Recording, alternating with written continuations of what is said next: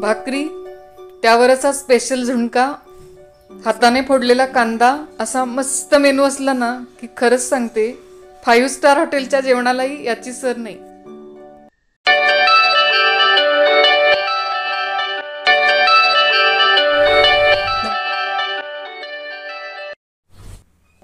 झुणका करण्यासाठी 2 वाट्या बेसन पीठ घेऊया. हे असं जाडसर बेसन पीठ घ्यायचं. झुणक्यासाठी बारीक बेसन पीठ घेऊ नका, जाडसरच घ्या. लसूण 8-10 पाकळ्या, 4 मिरच्या घेतलेल्या आहेत. मिरच्या आणि लसूण मिक्सर मध्ये बारीक करायची नाही, फक्त नुसती ठेचून घ्यायची आहे. लसूण मिरची ठेचून घेतलेली आहे. कढईत 2 टेबलस्पून तेल. तेल गरम झाल्यानंतर अर्धा चमचा मोहरी,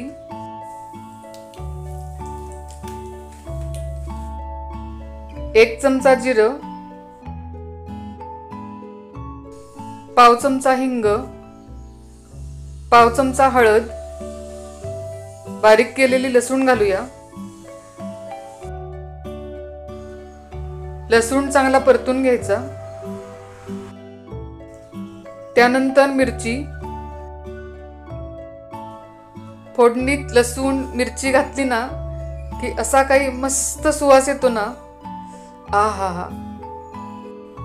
या झुणक्यामध्ये कांदा घालत नाहीत बरं का. मस्त खमंग फोडणी झालेली आहे. आता यामध्ये 4 वाट्या पाणी घालायचं.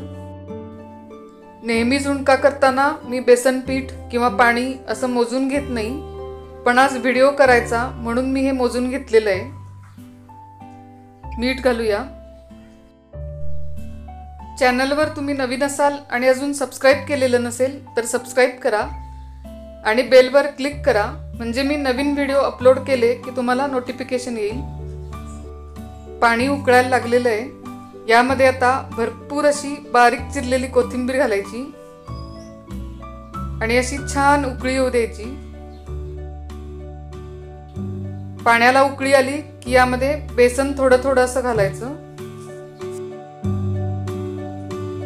आणि असं भरभर ढवळायचं. आत्ता गुठळ्या दिसत असल्या तरी नंतर या मोडल्या जातात.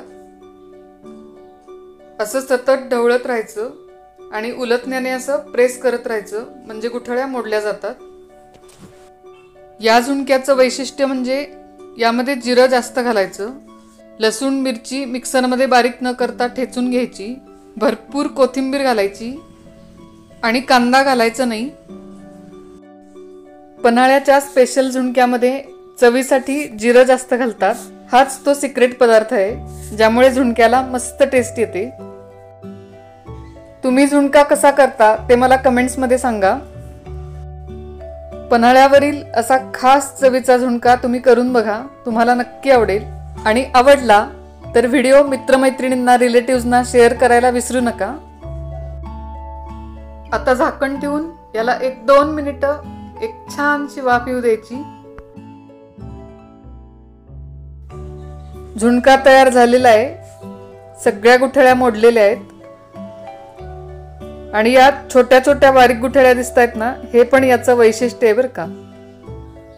हा झुणका आत्ता थोडा पातळसर दिसतोय, नंतर तो अजून घट्ट होईल. पुन्हा भेटूया अशाच टेस्टी रेसिपींसह. तोपर्यंत नमस्कार.